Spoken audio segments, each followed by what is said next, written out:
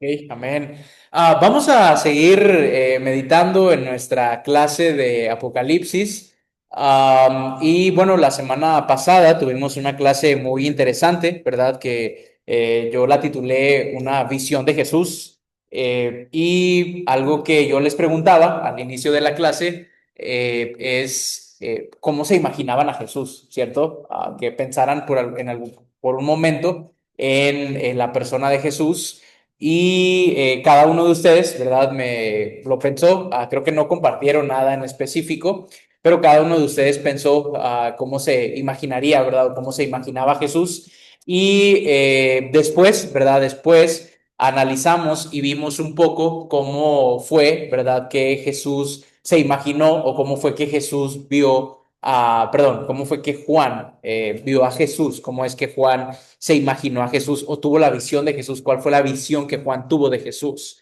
Nuevamente, Juan, ¿verdad? No Jesús teniendo una visión del mismo, no, es Juan. Y bueno, ¿se acuerdan de cómo es que Juan ve a Jesús? ¿Cómo Juan ve a Jesús?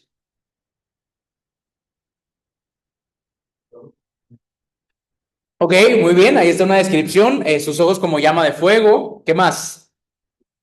Cabellera blanca, ok, muy bien, tiene una cabellera blanca, excelente. ¿Qué más?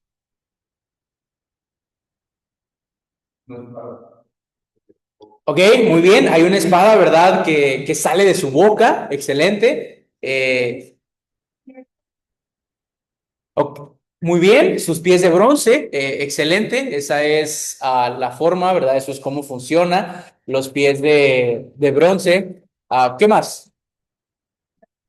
Una túnica blanca, excelente, una túnica blanca.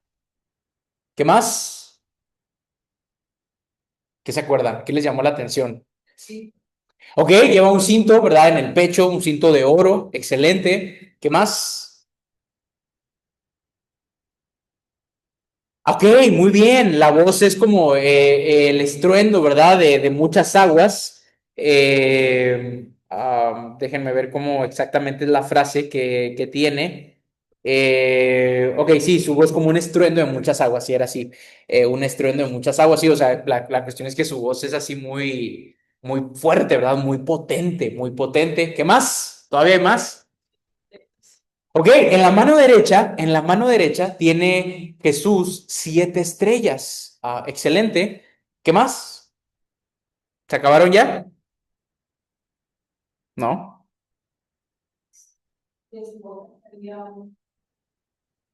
Ok, ok, muy bien. Sí, de la boca sale una espada. Excelente. ¿Dónde está? ¿Se acuerdan dónde está? ¿O qué hay alrededor de él? Mero al inicio. Jesús está en medio de los que de los 7 candeleros, ¿verdad? De los 7 candeleros o los 7 candelabros. Ok, muy bien. Entonces ahí nos quedamos y para no repetir, ¿verdad? Lo que vimos la clase pasada, analizamos qué significa cada una de estas imágenes, ¿verdad? Y qué significan también en su conjunto, qué significan de manera individual, pero también qué significan en su conjunto, ¿no? Y decíamos que la iglesia que está sufriendo, ¿no? Y que está sufriendo por causa de la persecución y la muerte, necesita una imagen muy viva de quién es aquella persona que han decidido creer, en quien han decidido creer y que han decidido seguir, ¿no? Eso era una de las cosas que decíamos, que eso es una imagen que la iglesia necesita. Y intencionalmente dejé versículo 19 y 20 o versículo 20 específicamente, dejé el versículo 20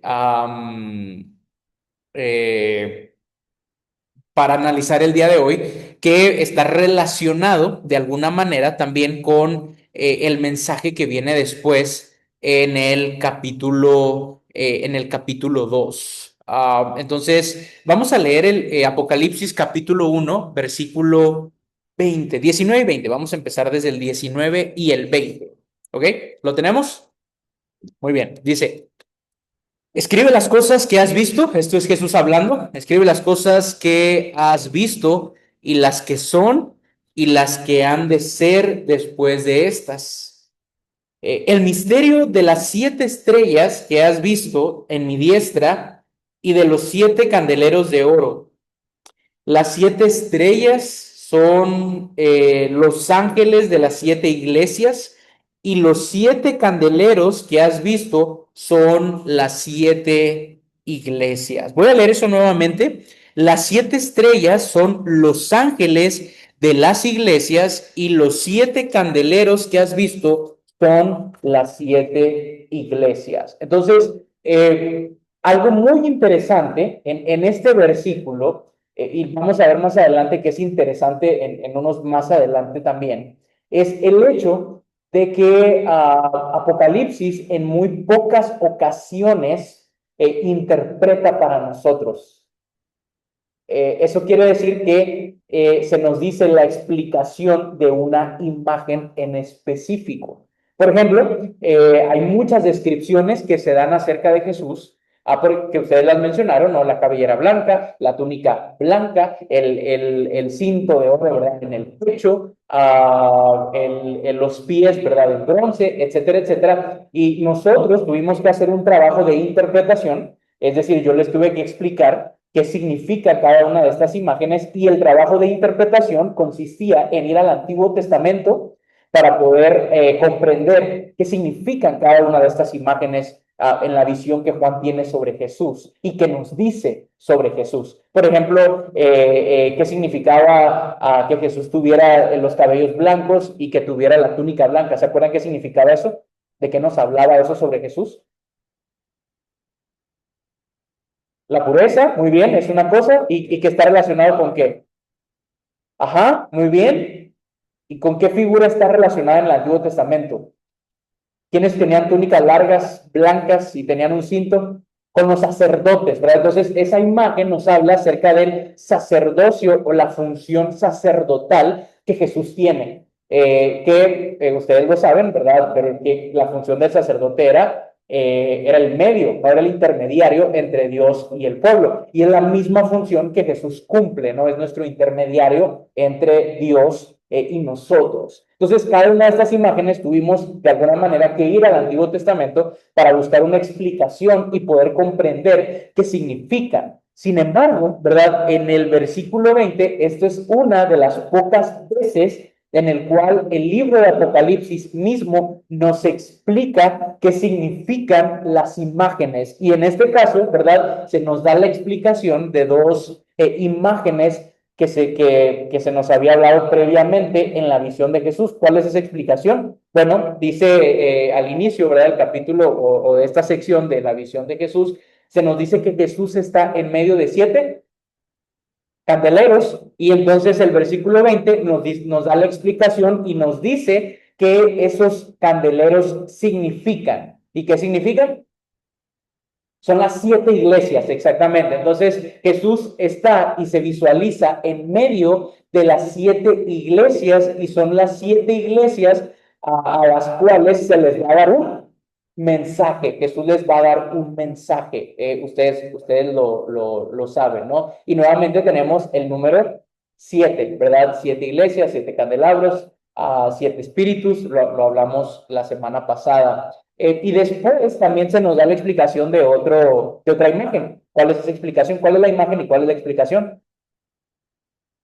Las 7 estrellas, muy bien, que Jesús tiene en su mano derecha, que son los 7 ángeles. Okay, y ahí es donde nos vamos a detener un momentito. Hoy vamos a hablar acerca de el ángel de la iglesia o los ángeles de la iglesia. Vamos a ver 4 posibles interpretaciones de a qué se está refiriendo Juan, a qué se está refiriendo Jesús cuando se utiliza la imagen de el ángel. Pero aparentemente, ¿verdad? Hay una distinción por lo que dice el versículo 20. Cuando digo que hay una distinción es que los 7 candeleros, ¿verdad? Representan a las 7 iglesias y las 7 estrellas que Jesús tiene en su mano derecha son los 7 ángeles de cada una de las iglesias, de cada una de las congregaciones, ¿no? Los llamamos 7 iglesias de acuerdo a dónde estaban situadas, ¿verdad? De acuerdo a la ciudad, Éfeso, Esmirna, Pérgamo, la Odisea, Tiatira, etcétera. Entonces, y luego vamos a ver rápido, aunque no lo vamos a analizar todavía, capítulo 2, versículo 1, dice, escribe al ángel de la iglesia en Éfeso.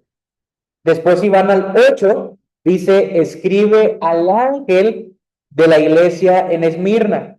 Después, si van al versículo 12, escribe al ángel de la iglesia en Pérgamo. Después, si van al versículo 18, escribe al ángel de la iglesia en Tiatira. Después, si van al versículo 3, capítulo 3, versículo 1, escribe al ángel de la iglesia en Sardis. Versículo 7 del capítulo 3, escribe al ángel de la iglesia en Filadelfia. Y versículo 14, escribe al ángel de la iglesia en la Odisea. Entonces, la pregunta, ¿verdad?, es quiénes o qué son los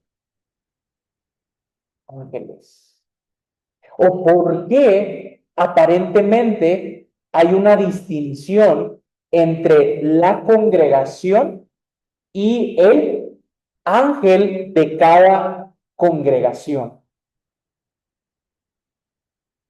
Ok, vamos a ver cuatro posibles interpretaciones y ahorita le voy a decir cuál es la más convincente. El hermano, yo me acuerdo mucho que por un tiempo el hermano Víctor enseñaba Apocalipsis. Yo venía a sus clases de Apocalipsis, entonces ahorita vamos a ver qué es lo que él, por cuál él se inclina, ¿verdad? O qué es lo que él enseñaba o enseña, ¿verdad? En la iglesia cuando se trata de este tema. Pero estamos en una clase, ¿verdad? Y en una clase es interesante y es bueno poder ver todas las posibles interpretaciones que hay. La primera interpretación, ¿verdad? La primera interpretación tiene que ver con, o se interpreta este ángel de cada congregación como el ángel guardián de cada una de estas congregaciones. Es decir, la iglesia en Éfeso, la iglesia en Esmirna, la iglesia en Pérgamo, en Tiatira, la iglesia en Sardis, la iglesia en Filadelfia y la iglesia en la Odisea, cada una de ellas, cada una de estas congregaciones tiene un ángel guardián. Yo no sé, yo me acuerdo cuando yo era niño y mi mamá no era cristiana todavía. Recuerdo varias cosas de cuando no éramos cristianos o cuando mi mamá no era cristiana. La primera cosa que recuerdo cuando pienso en mi mamá no siendo, o la familia no siendo cristiana, es mi mamá persinándome cada vez que me bajaba para, que me llevaba a la escuela y entonces yo iba a la escuela, era lo que hacía, me persinaba. Y recuerdo mucho porque llegó un momento en donde yo me iba a bajar y yo le dije a mi mamá, le dije, ¿por qué ya no me persinas? Y entonces ella me dijo, porque ya somos cristianos. Me acuerdo mucho, mucho, muy bien de eso. Exactamente, tengo muy grabada la imagen. Y otra de las cosas que me acuerdo de ese tiempo es la idea de yo de niño por un tiempo pasé por muchas pesadillas. No sé por qué, tenía muchas pesadillas, muchas, muchas pesadillas. Y me acuerdo que una de las frases que gente me decía, de mi familia me decía, es que oraban por mí o rezaban por mí. Y una frase que me decían es que tu ángel guardián como que te cuide, ¿verdad? O vele tus sueños, ¿no? Como que, y se hacía referencia a mi ángel guardián. Entonces, una interpretación de los siete ángeles, siete estrellas, siendo cada una de ellas el ángel de cada congregación, es que cada una de las iglesias tiene un ángel guardián, tiene un ángel guardián, un ángel que la protege, un ángel que vela, ¿verdad?, por la iglesia. Bueno, ese ángel guardián probablemente la protegía espiritualmente, ¿verdad? Porque físicamente la iglesia estaba sufriendo persecución y una persecución muy severa, pero realmente, ¿verdad? Esta idea del ángel guardián viene de un bagaje, y algunos consideran esta idea porque viene de un bagaje judío. Los judíos creían, la literatura rabínica, ¿verdad?, del Segundo Templo, creía en los ángeles guardianes, los ángeles guardianes. Por ejemplo, en Génesis capítulo 32, Génesis capítulo 32, ¿se acuerdan que Jacob, esta historia de Jacob, estamos en la narrativa de Jacob, y no sé si ustedes se acuerdan que Jacob pelea con un hombre? ¿Se acuerdan? Yo di esa clase, creo que todos ustedes estaban. Jacob pelea con un hombre, pero la Biblia no menciona ni dice ángel, dice hombre. aunque más adelante, ¿verdad? En Oseas, si no me equivoco que es Oseas, Oseas va a decir que Jacob luchó contra un ángel. Y entonces hablábamos también ahí de las posibles interpretaciones de quién era este hombre, qué se le llama hombre, y de alguna manera Jacob llega a la conclusión de que ese hombre era Dios, porque nombra el lugar donde tuvo esa batalla, Peniel, que significa cara de Dios, cara de Dios. Entonces, bueno, hay interpretaciones judías de ese pasaje que dicen que ese hombre o ese ángel con el que luchó Jacob era el ángel guardián. ¿De quién creen? De Esaú. Jacob está en su camino a ver a Esaú, ¿ustedes se acuerdan? Y algunos judíos creen que este ángel, ¿verdad? O este ser divino con el que pelea Jacob es el ángel guardián de Esaú. ¿Por qué creen eso? Miren la razón por la cual algunos rabinos creen eso. Porque cuando Jacob se encuentra con Esaú, ¿se acuerdan qué frase dice? ¿Qué es lo que dice Jacob cuando ve a Esaú? Cuando lo tiene enfrente y se besan, ¿verdad? Y se abrazan y lloran. ¿Se acuerdan qué dice? Ok, muy bien. Dice, hermano, dice, haberte visto a ti es como haber visto el rostro de Dios. Entonces, esa frase, ¿verdad? Esa frase, los rabinos piensan que realmente Jacob lo que vio no fue a Dios. Obviamente los rabinos tienen esta idea de que nadie puede ver a Dios, los judíos tienen esta idea de que nadie puede ver a Dios, por eso Jacob también se sorprende y dice, no morí, ¿verdad? Porque vi a Dios. Entonces, pero ellos creen, ¿verdad? Que realmente a quien Jacob vio y con quien Jacob tuvo el encuentro no fue con Dios, sino fue el ángel guardián de Esaú. Por eso cuando ve a Esaú dice, wow, verte a ti es como haber visto a ese hombre con el que luché y de alguna manera lo relacionan. Entonces, la primera interpretación es que el mensaje es o la persona del ángel es el ángel guardián, o sea, se refiere al ángel guardián de cada una de las siete congregaciones. ¿Cuál es el problema con esta interpretación?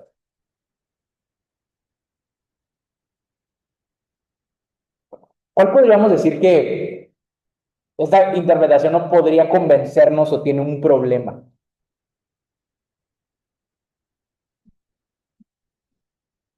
Ok, muy bien, se desvía se desvía la atención hacia el ángel, pero ¿la atención en qué? ¿Cuál es el mensaje?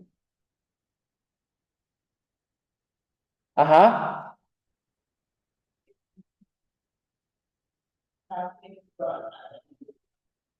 ok, muy bien, eso es uno, ok, pero ¿de qué otra manera la atención, tal vez no tanto la atención, sino de qué otra manera, pero sí, sí es la atención, sí, sí, es muy bien, de qué otra manera hay un problema con decir que el ángel o se refiere al ángel guardián de cada congregación?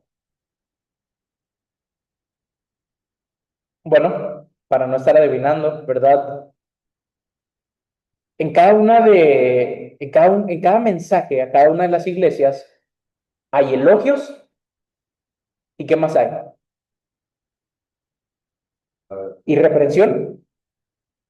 Entonces, si el mensaje es al ángel de la iglesia y separamos y decimos que este ángel es el ángel guardián de cada congregación, entonces, ¿por qué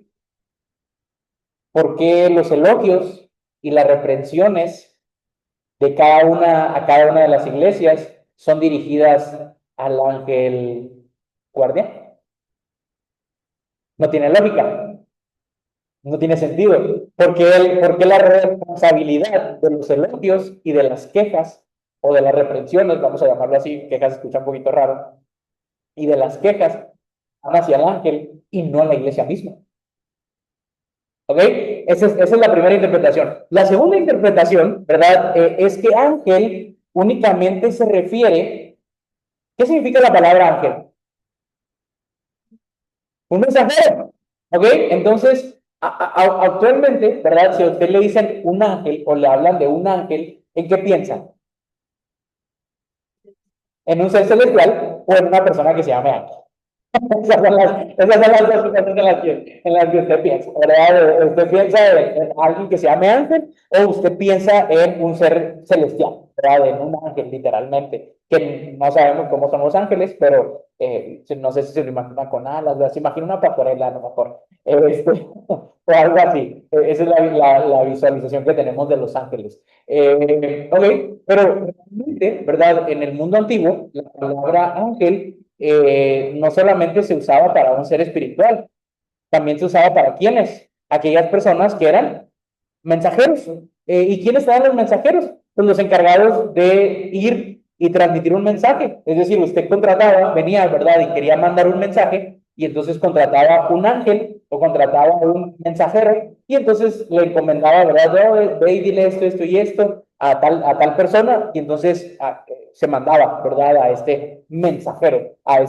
Entonces, una segunda interpretación, algunos dicen, ¿verdad? Y algunos piensan que cuando se habla del ángel, simplemente se refiere, ¿verdad? A que Juan le tiene que escribir el mensaje al mensajero, valga la redundancia, para que entonces esa persona lleve la carta o lleve las cartas a quienes, a las 7 iglesias, a las 7 iglesias. Eh, bueno, una cosa que hay que considerar cuando hablamos y pensamos que el ángel es un mensajero literal, es un ángel, un mensajero, es que es muy obvio que hay 7 mensajes a 7 iglesias, pero que no son 7 cartas diferentes, ¿cierto? Es una sola, es un solo libro.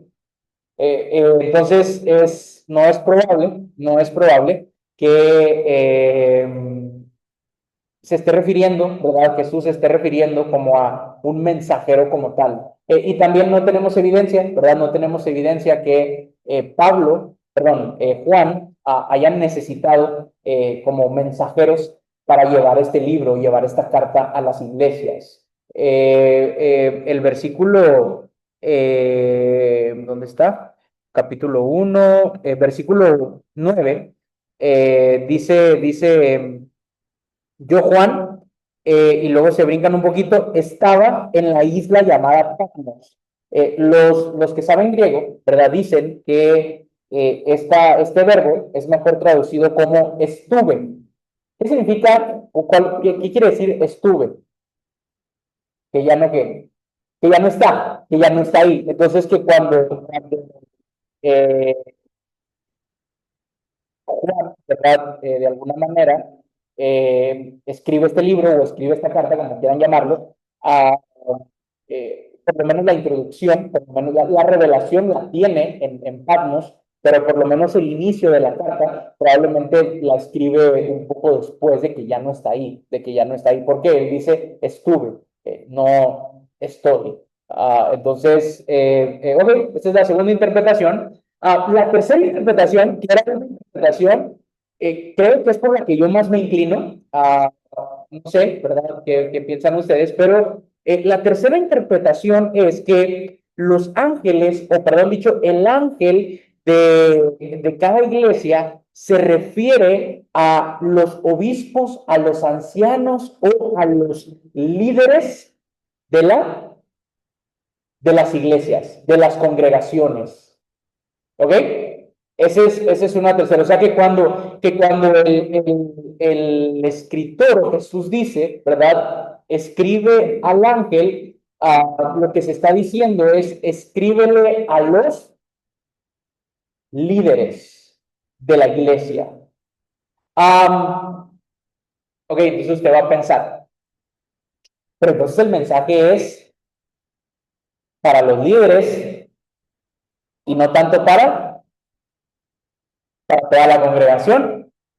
Ok, bueno, en respuesta a eso, ¿verdad? En respuesta a eso, se dice o pensamos, creemos que el grupo de liderazgo representa un todo. Es decir, es una técnica que Jesús está utilizando, que Juan está utilizando para poner responsabilidad en los líderes de la iglesia, pero al mismo tiempo hablarle y poner responsabilidad no solamente en los líderes, sino en toda la iglesia. Es decir, que los líderes o el ángel, ¿verdad? Que son los líderes o los obispos o los ancianos, son el representante de de toda la iglesia. Es como si usted habla mal de praderas, de una manera, ¿de quién está hablando mal? Pues de mí, del líder. Pero también, si usted habla mal del líder, de alguna manera, ¿de quién también está hablando mal? De la iglesia, porque el líder, ¿quién es?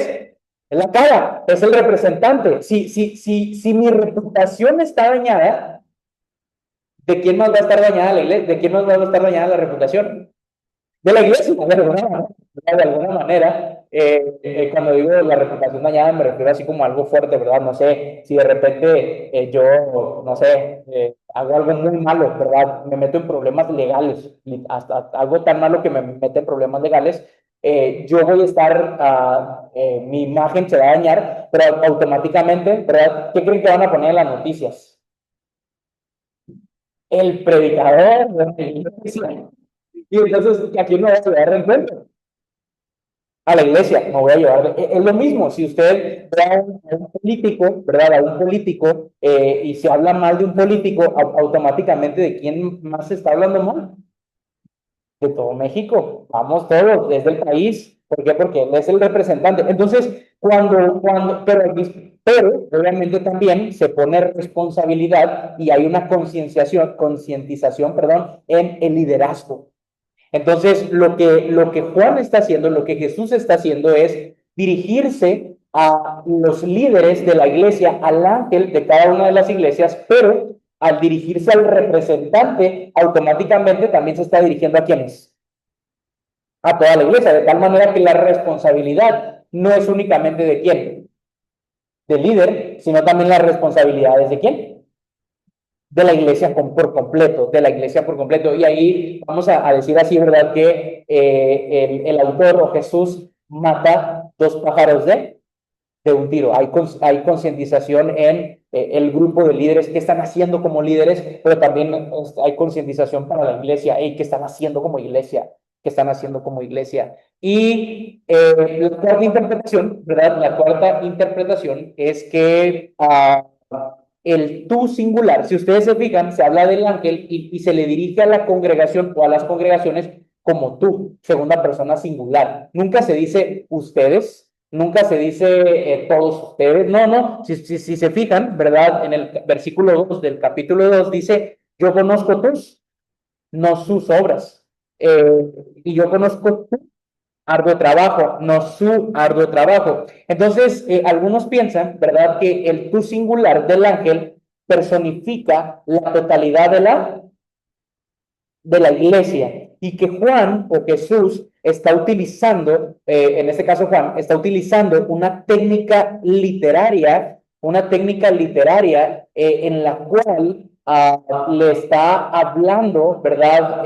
O se está refiriendo a la iglesia, que es una pluralidad con un título, ¿verdad? Singular. Ok, déjenme les explico esto mejor. Por ejemplo, ¿ustedes cómo dicen? ¿La familia es o la familia son? ¿Cómo se dice? La familia es, ¿verdad? O mi familia es o mi familia son. No, lo correcto es mi familia es, pero se fijan cómo es una palabra singular que refleja ¿qué?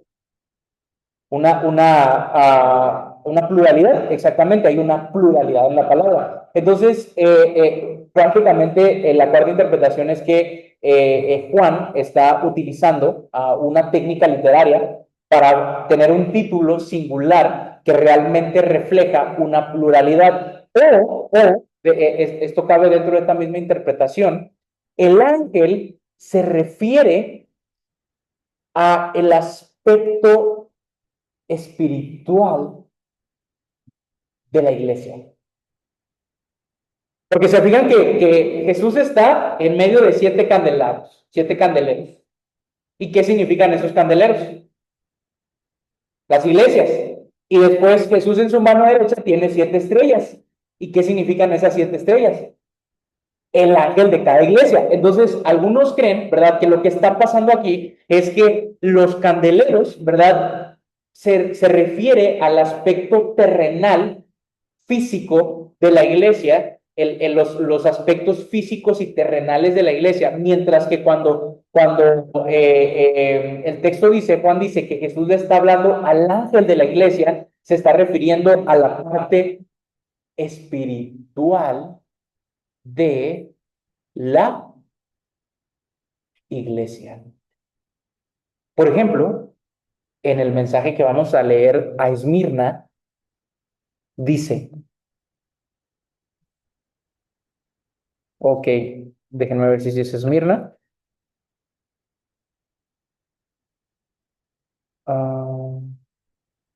No, no es Esmirna. Ok, sí, sí es Esmirna, perdón. Sí, yo dije, ¿por qué no va a ser Esmirna? Sí, sí es versículo 9, capítulo 2, versículo 9. Dice, yo conozco que tus obras y tu tribulación y tu pobreza. Pero luego dice entre paréntesis, pero tú eres rico. Ok, entonces, terrenalmente, la iglesia en Esmirna, ¿cómo es económicamente? Pobre, terrenalmente es pobre, pero espiritualmente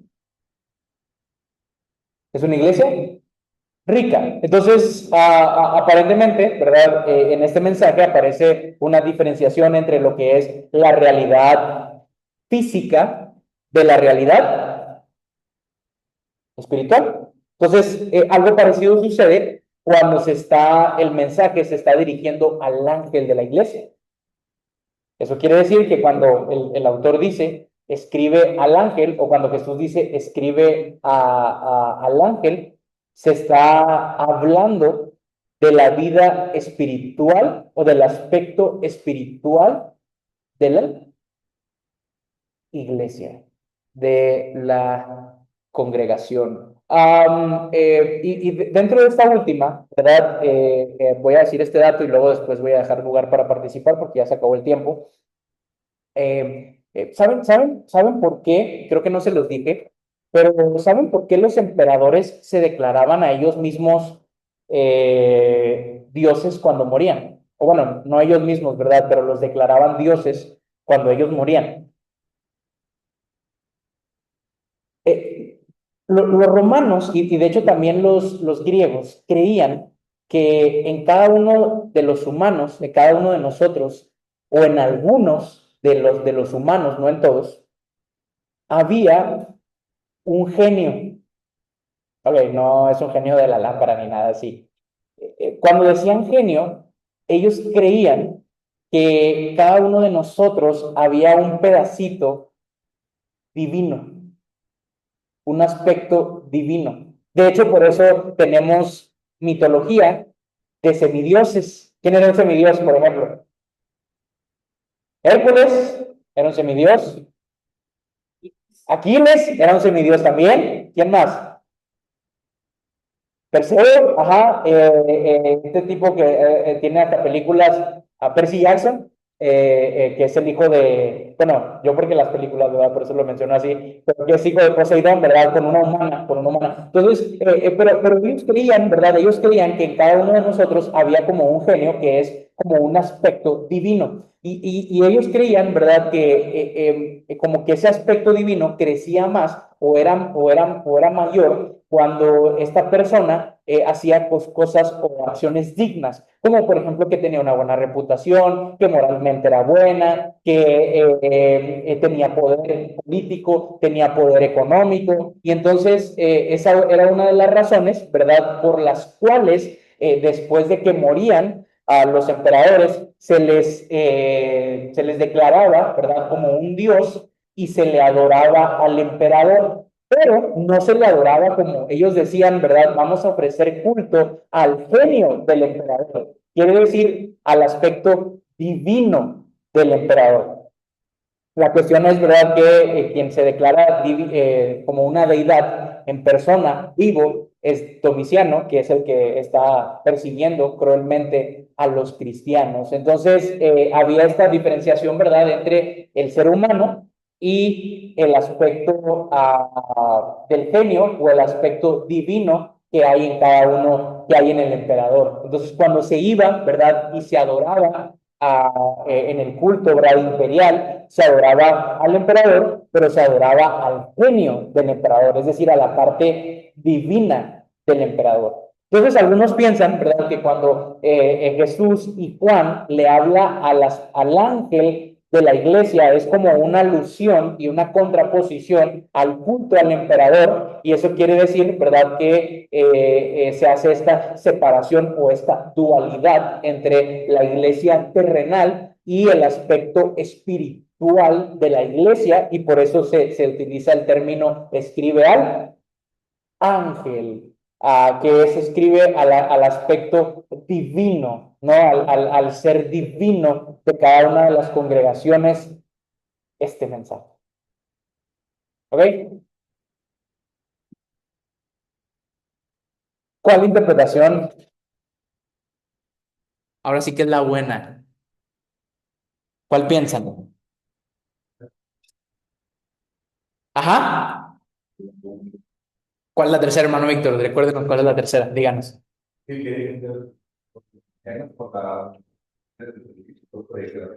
Ok.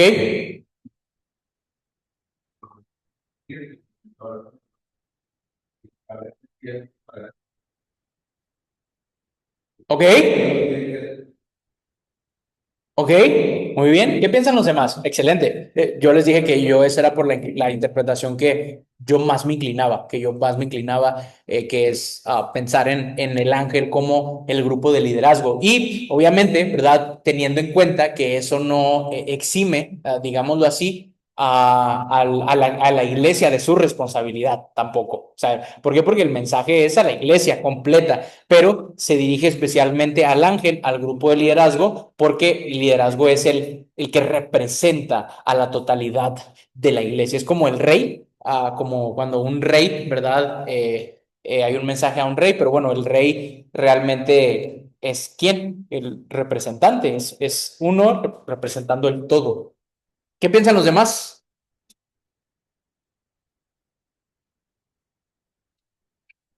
Oye, hermano, es que ya abrimos el café y ya queremos ir a tomar café. Ya huele a café.